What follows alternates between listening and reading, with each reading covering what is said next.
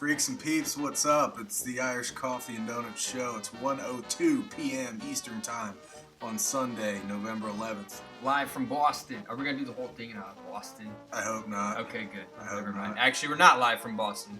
We are live from the Midwest. Yeah. The good old comfortable Midwest.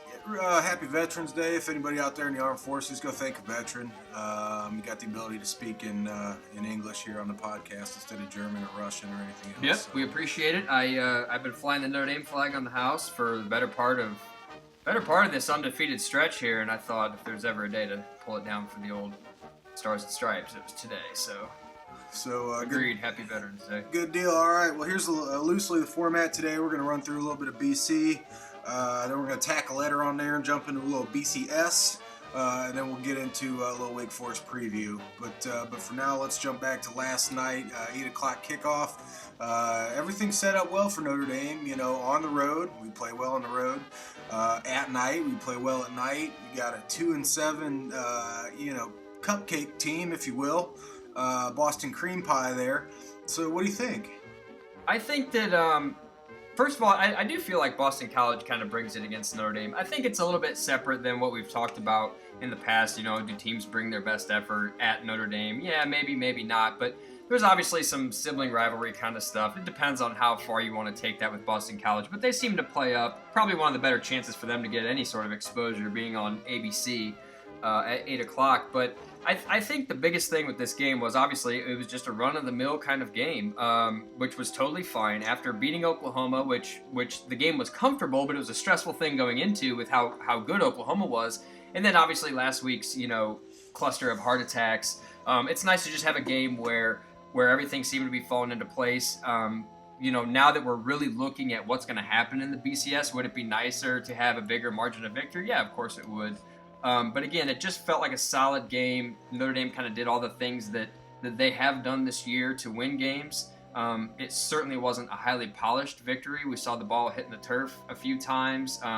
Some calls going both ways, which they've dealt with all year, just questionable type of calls. I thought that one was a catch and a fumble. They called it back. Yeah. But then Golson was also getting some very fortuitous spots because he's always diving with the ball, and I thought they gave him a couple first downs without even looking at it. So it all depends how it goes. Now you got the highlights up here. I'm looking at a couple things of note. Nicholas and Goodman getting TDs, so it was nice to see more of a roundabout team effort. It was very guys coming off the bench in a way. Atypical, unsung hero kind of guys getting out. That being said, Eifert was a main staple of the offense, particularly early in the game. He only finished with 67 yards, which is a little surprising because he looked like he could have gone for 150. Yeah, it felt like he had a very commanding game. I think it's because, and they do a good job pointing it out with the commentary of how often Golson throws the ball high up in the air and he goes up and gets it. So it's just the quintessential Eifert catch of him jumping up in the air, and he makes 3 or 4 of those, and you're like, wow, he's having this banner night, And then again, looking at the stats here, it's only 6 catches for 67 yards, but 6 receptions to a tight end. Somebody who's been double teamed, triple teamed, kitchen sink teamed this year. Right. It was good to see him getting involved. And second leading receiver was Riddick out of the backfield. I mean, TJ Jones had 3 catches for 39 yards, average of 13 apiece. Daniels, I think, got hurt. It looked like he hurt his shoulder. It sounds like his old man was on Twitter saying he was probably going to be out to the bowl game, so I don't know what he did, but that's not good. And then Nicholas and Goodman both had 1 catch each, and both of them, they were single catches for a TD. So Golson, and it was the one where he threw back across his body to Goody. That's a wily veteran thing, although Daniels did that against Pittsburgh as well, which is, hey, things break down, just get open. Right. And that's something that you're going to have with Golson. Well, he does keep stuff alive like that. And Goodman's other touchdown this year, I think we pointed out, was the same kind of way. He really broke off the pattern, and basically you could see him pointing to the corner of the end zone, and it was recess style. You could see the Nerf turbo flying on that. That was pass. Michigan State. While we're on the topic of Michigan State, I want to bring this stat to your attention. This is something that really blew my mind. What I started looking at in regards to last night, and then I started thinking back. Last night, third down efficiency for Notre Dame. Notre Dame was 11 of 14 on third down. Now, we had some punts. I mean, we punted the ball 3 times. We turned the ball over twice. So the score doesn't necessarily reflect the sustained drives, but 11 of 14 on third down. Now contrast that with against Michigan State earlier this year against Michigan State. Take a guess. We had 14 third down attempts against Michigan State as well. So we were 11 of 14 versus BC. Take a stab. What were we? Not a lot of scoring in that Blank game. for 14 I'm against say Michigan State. 5 for 14. 1. Oh my gosh. 1 for 14 against Michigan State on third down. So bring that forward. Now we're 11 to 14. That's good. But the one thing about Notre Dame, have you ever seen the movie Swordfish? Yes. Hacking movie, right? Hacking movie. Travolta. Yeah. If you've seen it, you should have the imprint of Halle Berry burned in your mind. Okay. Sorry, you just totally came out of left field with that. But right. Yes, all right. I'm But with you. at the end of the movie Swordfish, so they're trying to find this money, right? The hacker guy's got the money, and he writes his code, and the money's just jumping around from one thing to another thing to another thing. And Travolta's got Halle Berry, and he's got her choked, and he's suspended over a rafter. I'm gonna kill her if you don't get me the money. And Stanley is feverishly banging away on a computer trying to chase down this money that just keeps jumping from bank account to bank account to bank account.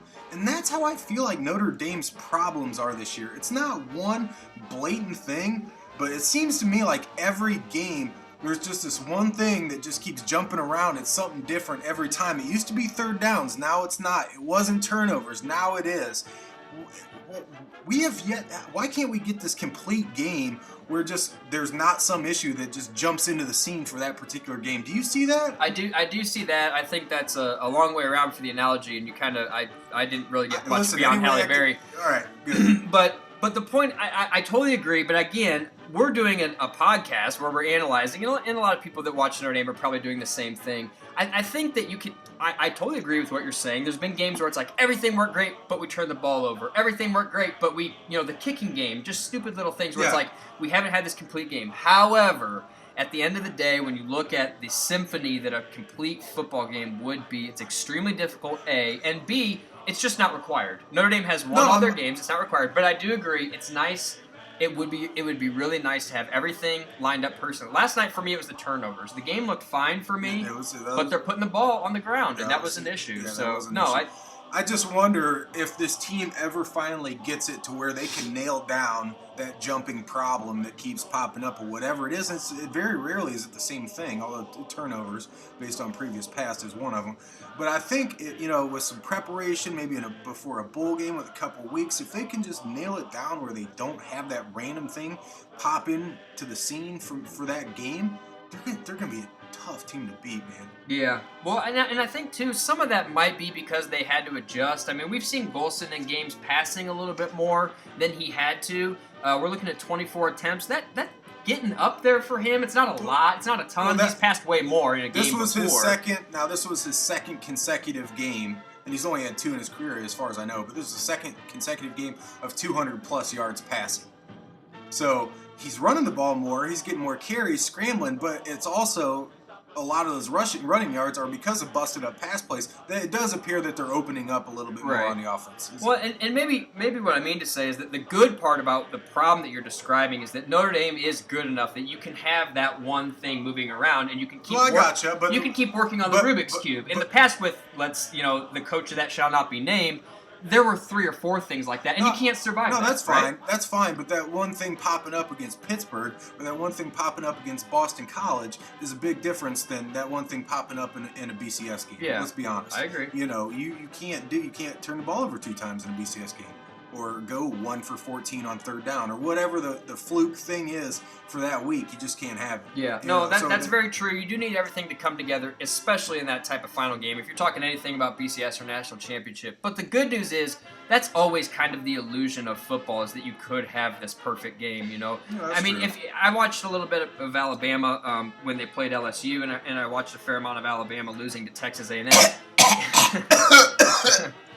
Yeah, exactly. So, well, I'll tell you what, that soundbite could be applicable to Texas A&M, because I thought they were the ones that were going to choke. I can't believe they pulled it out. But the thing is, Alabama, and somebody pointed this out on Twitter, so I'm kind of stealing it from, I don't know who it was, but they've looked very, very human in the last 2 weeks. And it goes to show you that the incumbency of the number one, which we've talked about previously, is a really nice blanket to wrap around yourself and keep warm with. I mean, they have looked very human. They've turned the ball over.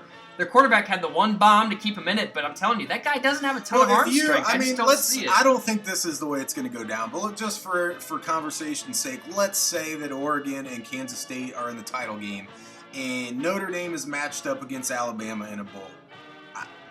I don't want to say I'm not afraid, but I feel like we could beat them. They look beatable to me. I think one of the most interesting things about Notre Dame playing Alabama would be, on the surface, it seems like the two teams have created the same template.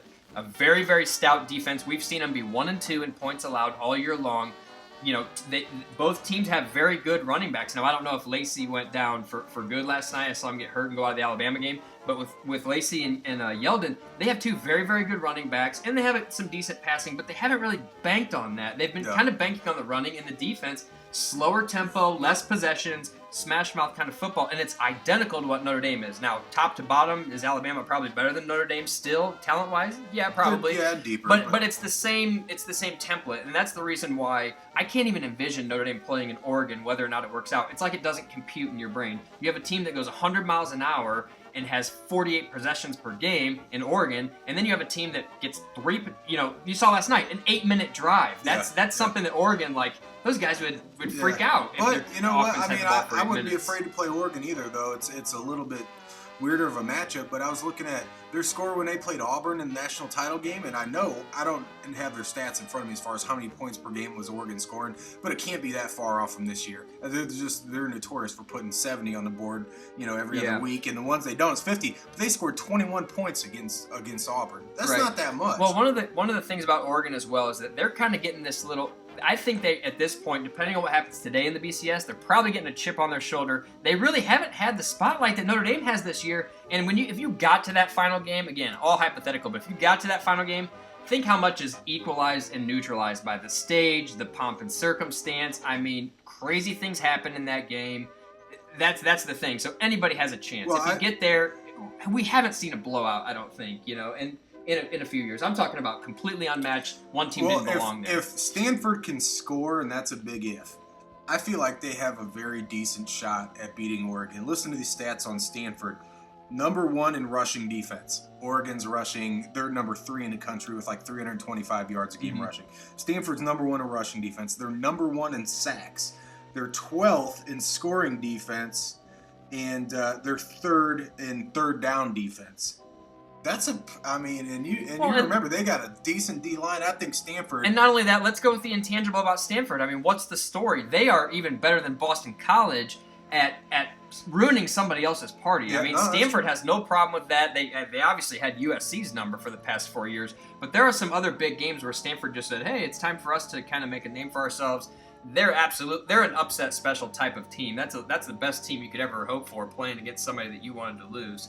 Would be a Stanford. Atkinson seemed weird running the ball last night. The last 2 games, for some reason, he hasn't fit in there quite so well. Yeah. That's odd to me. Otherwise, Sierra Wood had 5.5 yards a carry, which is tremendous, although he only had 6 carries. Riddick had 18, so Riddick had 3 times as many carries, but basically the same average, 5.8 yards a carry. But Riddick had a couple plays where it seemed like he was working the blocking a little bit differently, maybe some newer wrinkles in the running game. But by and large, if I just think on a snapshot what Riddick was last night, he was a man on a mission. Once again, the guy loves contact. He does. He can basically hit 3 people and fall forward for 8 yards. I think it boils down. I think it's honestly as simple as this, which is Sierra Wood's probably more talented than Riddick, but Riddick tries harder. Yeah. I hate to say that, but I think Riddick just runs and tries harder. No, I agree. I think he does more with less than Wood. They showed it last night. He fumbled the ball, and it really energized him, which you don't always see in a guy at this level. He made a huge mistake, and he didn't just go over to the bench and start pouting. He went back in there and just ran the safety over one play later. On the season now, he's got like 60 more carries than Wood. Mm-hmm. And 110 more carries than Atkinson. So he's, by far, he's got as many carries as number 1 and number 2 put together. Yeah. Taking Golson out of the equation. So. Well, and again, you're looking at a higher average for Sierra Wood, but you can also think back on some larger runs. Obviously, the long one against Oklahoma for Sierra Wood, but I think that's at least worth noting. Theo has really become the starting running back. He's the workhorse. And the moment that you had in the Oklahoma game is the epiphany that I had last night. I mean, it was somewhere in the third quarter, and I'm like, where is Sierra Wood? I have not seen him in a long time. I mean, and he comes in for one play. He has a decent run, 7-8 yards. And they spell him. He comes out. Yeah. So I don't know what's going on there. Maybe a little bit of the coaching favoritism showing through. Or like you said, maybe just rewarding effort. But the bottom line, I have no problem watching Theo Riddick take a bulk of the carries. I have no problem with that whatsoever. No, not the way he's but when you have now. a guy like Sierra Wood with a lot of bench time, it starts to make you wonder. Atkinson, I had this conversation last night via text with one of the other Irish faithful, and it was just like, he just needs to get out in space. You can't be the bruiser. You can't run him up the gut. Give the guy a pass down the line, maybe a screen. You know, get Eifert out there on the wing blocking for him or something like that. He just needs a few steps to get started, and he's gone. He is an antelope. I do remember seeing one play where him and Riddick were in at the same time, which I hadn't seen a whole lot of. You know, he may be one of those guys where if he can get his receiving dialed in, where he kind of splits out like Riddick does, he could be real dangerous on a quick throw. Right. You know. Well, they ran this reverse when they had, or end around reverse, whatever, double flip, and Kelly looked almost like it wasn't the play he called. It looked like he wanted to kind of yell at Golson, but again, it's the kind of like high, it's high risk, high reward type stuff that you see Atkinson with. You know, he's not just bruising up the middle, but he shouldn't be. That he's not built for that. Well, he's not strong enough. They don't need it right now. They don't no need doubt. it, exactly. Yeah, I mean, especially with Riddick there. Yep. But, well, as far as just other odds and ends, I mean, there ain't a whole lot to talk about. The Boston College game, it was what it was. I mean, I would like to see a bigger, score, margin of victory, but whatever. Yeah, well, the only other thing I had about that, and that was really the only note that I was going to write down that I didn't, was, once again, Notre Dame being up by a touchdown or 2 touchdowns, that is our blowout. It might as well be 100 It's our points. blowout. Yeah, it is. I mean, it's just the way it goes. I agree. Like, at no point was my heart rate above normal last night. Well, and there's a part of my brain that's like, I know what Oregon's going to do tonight, and this is not good, but I'm trying to just kind of stifle that and go back to our podcast last week and be okay with what we are. And here's the truth. You know what? Boston College had 0 touchdowns. Notre Dame's now number 1 in points allowed. They got they're averaging less than 1 touchdown a game that they're giving up, 9 touchdowns in 10 games. Yeah, it's unbelievable. So yeah, you're right. When they're up by 10 points, it might as well be a million. Just a few other things, I like to see the pressure, although it came kind of later in the game, but it was good to see our D-line was in shape to the point where they could wear out their O-line. To it, Shembo, I thought was my MVP was Shembo. He's baby Tuck, man. He is just a man-child. I think you mentioned about Shembo before you move on here. He has so many opponent holding calls trying to block Shembo, and if you go back, it's like the guy is giving you yards on defense, which you can't really do. It's not necessarily like at the where the ball's coming up the middle. If you're holding a guy, maybe the ref sees it where he's out on the edge. He's coming from the backside or something like that. And it doesn't always get noticed, but he's a load, man. To it, I think had another sack. Although based on the statistics, it looked like they actually credited it to T.J. Jones. Well, that's a numerical. Another. Let's all wear the exact same number. And then what do you think about Nix with the little scuffle there at the end? When I saw it, I was like, "Come on, Nix, you're losing your head." But when they showed the replay again, it kind of goes back to maybe it's just the regional thing. There's no way if that happened in the SEC, those guys get ejected. There's no way. Now I don't have a problem with the penalties, whatever. You want to clean it up, and it was obviously late in the game where these guys are just having motions going. But that is not ejection worthy. You've got to be kidding me. But that was all predicated on Springman with a late hit on the quarterback. Right, if I'm not mistaken. right. Yeah, which Springman has a face mask and another late hit, I think. Yeah. So Springman's a big dude. He's a Fort Wayne guy. We like him. He's got red hair. He looks like a damn Viking out there. But he needs to pay a little bit more attention to some of the finer points there. Yeah. As he matures, I'm sure he will. It became one of those things where the situation of the game didn't matter that much. But again, I think overall, Nix jumps in like Papa Bear. Hey, man. Yeah, but it really didn't look like this. Hey, I'm just a dirty player and I'm going to take a shot at somebody. It was a defense kind of thing. And there was another fumble pile where I saw a bunch of guys kind of pushing and shoving. I mean, the only other BC. The only other thing I have, just as far as a nitpick kind of thing, Daniel Smith got called for the holding on a big run. And probably 2 or 3 plays before that, I had even said, as the game's going on, Smith's holding. He's going to get called for it. They need to work on blocking with him. Yeah. He's a younger guy. Doesn't have a ton of time. But those guys need to keep their hands in, because that's one big play that's like, hey, it's a BCS game for a touchdown, and it gets negated by some stupid penalty. Right. Well, that call was very interesting. I mean, as a former former football player that you can get away with a lot more in the trenches because there's more action in the Yeah, game. But when you're a receiver, you are out on well, you are out after in the the spotlight. guy's running past you, let go. It doesn't matter. Give him one last shot. And I did see off. him on another play where he was just about to block something in the back, kind of put his hands up, but that's not much better because you're out of position. Was it Shoemate that had 2 block in the backs on kicks? Back-to-back kick returns. He had 2 of them. Oh, I didn't know if they were both him, but yeah, one of them, he looked like he was. And you see these guys on the sideline kind of trying to defend themselves. I think there was one where something else happened with T.J. Jones. Maybe he got a hold on him, and he was trying to kind of defend himself to the coach over there. Again, just weird random penalties, 2 turnovers, just a bunch of goofy stuff. It's not goofy though. Look what happened with Alabama. Granted, they had already lost the game, but the last chance to get the ball and save the undefeated season, you have a guy jump off sides on a punt for crying out loud. It's like all you gotta do is get the ball and throw a bomb. I think the point is, penalties are situational. They can be very bad. It's the jumping problem in Swordfish, that we need to put our finger on and nail the thing down, so we can get the money. Get the money! All right. Well, let's tack a letter here on to BC. Let's go into BCS. Rankings are going to come out tonight. Obviously, we know Alabama lost. I don't know if you saw this in the AP poll, but the last 2 weeks, Alabama had all 60 first-place votes in the AP. No surprise there, right? AP came out today. Oregon had 45 first-place votes. Kansas State had 14. Notre Dame had 1. Well, it's interesting, right? Somebody obviously respects defense. Maybe they were just a defensive nut that says, hey, man, maybe Notre Dame deserves 1. Yeah, well, one of the things that we've seen, and look, if you follow college football, you know this is the case, but the only problem I have, and we know that deep at our core, defense wins championships. That's the true way to establish a team.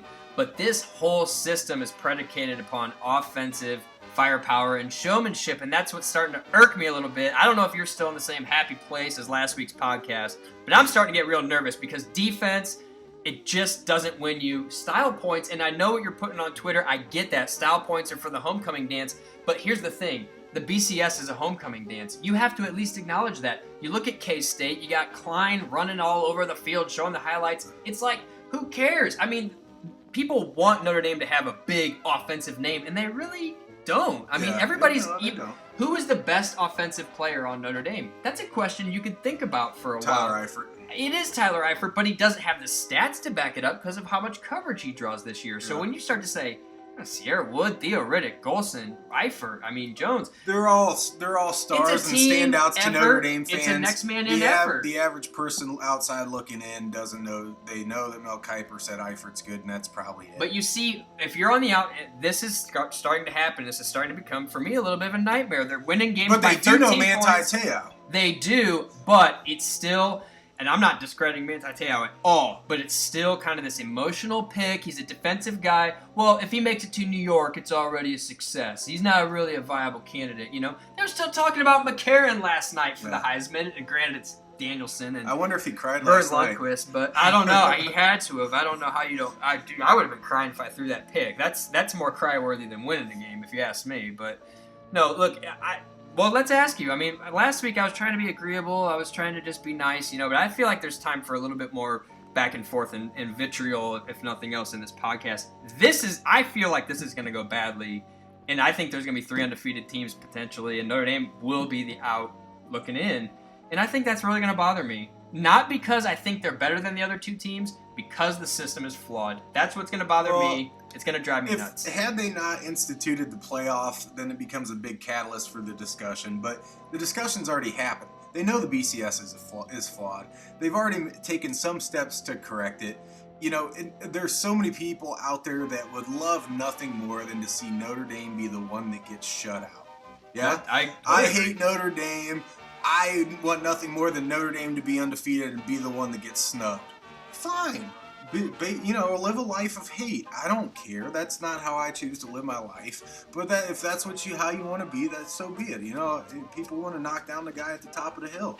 Notre Dame's been the top. Whether it's the last few years, historically as a program, they're about as high up as it gets. But somebody's gonna screw it up, and Notre Dame will be here's the if Notre Dame wins all their games, they will be in the national title. I'll say it. I don't know how, but I'm telling you they will. And if there's 3 undefeated teams, they'll still be in it. Now, I don't know about that. I'll go if they win all their games, and it sounds like that's actually different probabilities there. If they win all their games and they're going to be in it, that sounds like, yeah, you're right. How could the collective world of college football, whether it's hatred or whether it's appreciation, how could that not happen? Because even the haters would want to see them. Oh, you go play Oregon and get trounced. Listen. But if you say there's 3, what happens that's different? How do they jump somebody? You know they're not going to beat Wake Forest by 50. I know you called it, but look what happened last night. It's not happening. They will not beat up on somebody. Here's the first thing I know. Money makes the world go round. Yeah? Who would you rather have, K-State or Notre Dame? Seriously. Preaching to the choir. Right, I just don't think it's going to happen. I had a little project at the beginning of the year where I wanted to, and maybe I'll post it sometime, where I've been charting just the AP rankings for Notre Dame, USC, and Michigan. Just figured, hey, those are 2 peer programs. One thing I found very interesting is right towards the end of the year, just a win, nothing great, but like Michigan and USC, there was a lot less data for Notre Dame winning late and being ranked, clearly, but they would start creeping up. If they were 17th and they won in the 11th week, next thing you know, they were 12th. These guys were making big jumps, and it looked like to me that somebody wanted that bigger conference, that bigger program name in the bigger game. That's the way it happens. I just feel like, I don't know how, but I just feel like Notre Dame will look, if they win against USC, they're gonna look good. They're gonna mash up and make Lane Kiffin look like the douche that he is. I don't know if it's Oregon squeaking by Stanford in an overtime game. I don't know if it's K-State losing to Texas or not looking great. I feel like it's gonna go that way. I can't explain it. It's still in my happy place. And if they don't, I don't care. If they get shut out of it, yeah, that sucks for me, but I would love a shot at Alabama. I would love a shot at Alabama to shut every SEC toothless bumpkin up and say, hey, listen, we're as good as you. You guys have won 3 out of the last 4, but guess what? You didn't win it this year. Maybe we didn't win it this year either, but you got our best shot. And if we play an SEC team and we're undefeated, and we get some weird one-off AP, co-champion by somebody that's not the BCS, whatever. It doesn't matter. It sucks. I want to go to Miami. I want to go to Miami for the national title game. Yes, like me physically, I'd like to go. But if it doesn't, it doesn't. I just feel like somebody's going to screw it up. Or even if they don't, Notre Dame somehow, some way, by the power of God, is going to be in it. I honestly believe it. Well, I definitely appreciate your optimism. But one of the things that does, not just being blindly optimistic and not just relying on the divine providence, Alabama proved last night that, look, we had this exact same type of conversation last week about, and I'm over here fretting, this isn't going to work out, where there's 4 undefeated teams, we're screwed. Well, guess what? One of the really, really big pillars of those 4 just fell last night. There was actually 5. Louisville lost 2. Oh, Louisville, you're right. So, so we see that it just you don't know. It's like, listen, the BCS title game is in under 60 days. It's January 7th, right? So here we are, November 11th. It's whatever it is, 54 days, whatever the math is, days away. That's not that far. At the same time, yeah, A&M's dangerous. Johnny Football's great. Some people said, I think A&M would probably beat Alabama. I thought maybe they could too. But the truth is, look at how much the landscape has shifted just from last week to this week. Is it unreasonable that Notre Dame can blow out Wake or looks just phenomenal against USC playing their best game of the year? They finally pin down those mistakes and play a flawless game. And who bang on USC where somebody else doesn't look as good? That's the thing. Oregon has to keep scoring 50 points or 60 points to be that offensive frisbee dog that everybody wants. Right. What happens when they win 28-20 against Stanford and people are like, maybe Oregon's way off. Maybe Oregon's not for real. Yeah. Oregon's got a lot of injuries. K-State's playing great ball. Kansas State's probably the most well-rounded team in the nation right now. Points off turnovers, very few turnovers.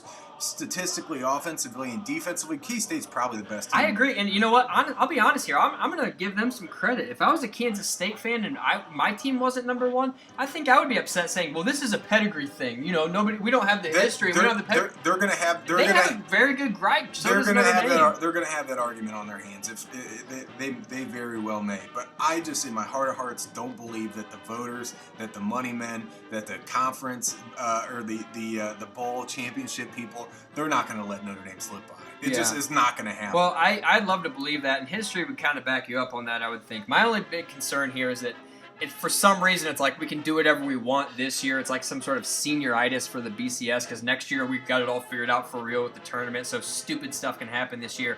I just know historically how difficult it is to get everything lined up. 1988, the national championship, it's burned in, it's on the sign, and it takes so much luck. We've seen that this year against Pitt, against Michigan. It takes so much going right, like you talked about, to get to that point where you could win one. The worst thing to do would be not having access to the game because of the system failing. That's all. That's my only point. Well, I mean, but here's the thing. I mean, we had said Oregon and Alabama had an easier road to the top because they started out preseason. Oregon was 5th, Alabama was 2nd. It's a lot harder to drop out from the top than it is to work all the way up. We know that. Notre Dame started the season unranked. Granted, they were the highest in the category of quote-unquote other receiving votes, but they started the season unranked. But Kansas State only started 22nd. Kansas State is as improbable, based on what people saw preseason, as Notre Dame. Yeah. And I just think even if Kansas State's a better team, I don't know, we got to play them on the field to find out. But even if they are, their wins aren't any more spectacular than Notre Dame's necessarily. In the voters' minds, I think that they are more spectacular because that points for number is so much higher than Notre Dame's. And it's really kind of a shame that college football has allowed offensive production to become such an important part of the game. And again, I don't need to go into my whole stump speech about this, but for me, there is one statistic that matters, and it's the record. And if you have teams that have the same amount of record, more than you have slots for the game, you need to create a system where they can play each other in a similar system to find the champion. That's my only point. That's the only thing. Look, Kansas State doesn't have the pedigree of Notre Dame. Why are they ranked higher? Why is it? Is the schedule that much better? It's really not. They both have some big name teams schedule, on there. Per Sagarin, Notre Dame's schedule I think is 28 and Kansas State's 29. Extremely close. They played it's offensive production. They've played a couple of common opponents. Somebody's gonna fall, man. There's plenty of football left, and one thing we can say for 100%, absolutely for sure, is that neither you nor I has any control over it, and whatever happens on the field is going to happen. And I totally agree that history is fraught with examples of teams that were going into that SEC championship, going into the Big 12 championship undefeated, and it all fell apart. And some of them were teams that had no shot. So let's at least be happy that Notre Dame is up there, and we're not in Louisville territory, which is we can't do anything wrong because it's over. And Louisville now has gone down to a Papa John's Bowl, which is actually their stadium. They were 9th last, and they're going to be gone out of the consciousness. They were 11th in the AP last week at 9-0.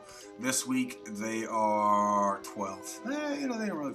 No, that's not right. They're 20th now, so they dropped 9 spots. Yeah. Well, let's see if Alabama gets ranked 20th after they lose. No, I highly doubt. Yeah, they're 4th in the AP. All right, well, let's slide into Wake here. Just wrap this thing up. I mean, Wake Forest, guys, 114th in rushing yards, 88th in passing yards, 108th in points for, 72nd in points against. It's just they've got some weapons. They're athletic. I remember when we played them a couple years ago, and they got some talented guys, but they're not a good team. Here's the question I have for you. This is Manti Te'o's final home game. This is senior day. Cap final game. Mm-hmm. Goody, unless he gets his 18th year of eligibility.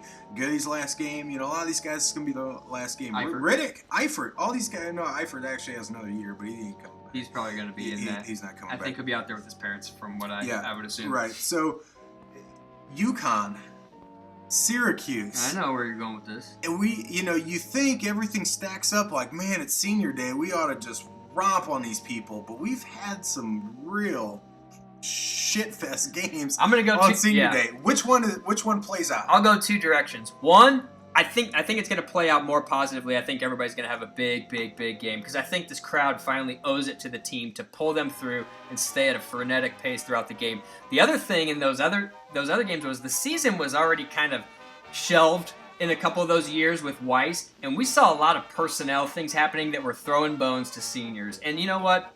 When you're 5-5, when you're 3-8 at that point, so be it, I guess. I didn't say that at the time, but we saw a lot of guys getting time when they're 3-8 that hadn't played all year, and they were getting time early because they were seniors. So Weiss always had that seniority kind of thing. It was like a factory, his team. Whoever had the seniority was the guy that gets the job. It wasn't always a skill thing. I feel like he was more tentative to play freshmen that were of higher skill levels. He wanted the older, more tenured guys, and he was throwing them a bone. So I don't see that happening. Kelly is not in a position whatsoever to play games with the personnel and who's playing, unless that game is completely in the bag. The other thing is, though, and I appreciate the work you did, that super deep, in-depth analysis of Wake Forest. I know you probably spent hours on that. However, the bottom line here is that this is about Notre Dame playing in their own stadium. That has become not an Achilles heel. It's not something that's horrible, but we just, like we talked about previously, they're better at night. They're better on the road. They're better with some sort of story. A regular old ND game is... I'm more afraid of that than USC. Why is that? Yeah. That's so weird. Yeah. But it's I don't what know it if you is. saw the stats, like Notre Dame's margin of victory on the road or at neutral sites like 22 points or 24 points or 20.4 or something like that. Yeah. At home it's like 4.6 or 4.8. Right. Isn't that weird? Even their record is probably better. And the weird thing is not that that's the case. That could just be the way that this team is manifesting itself. What's weird is I bet that stat completely holds true if you go back to Weiss. And I don't know about Willingham, but if you go back to Weiss, that was the case. They were not good at home, and Notre Dame is not this real intimidating place to play. It was a museum for college football, but it's not Corvallis or something like that where it's like, holy crap, people are throwing sticks at us instead. Well, It's just not like the good that. news is the BCS games aren't held at Notre Dame Stadium. Well, you got that right. I mean, but I think for this team, there's too much going. There's too much momentum, and I don't think they're going to overlook Wake Forest because they're looking at USC, but I think they're going to see Wake Forest as the final stepping stone of just doing your work, doing your job, getting it done. I think in a good way they're going to go out there and feel like they're way better than them. Not like, let's just see what exactly. They're not going to go out there like Pitt and say, well, let's just see what happens. Right now we're 5th in Sagarin. We actually dropped to 5th, if you can believe that.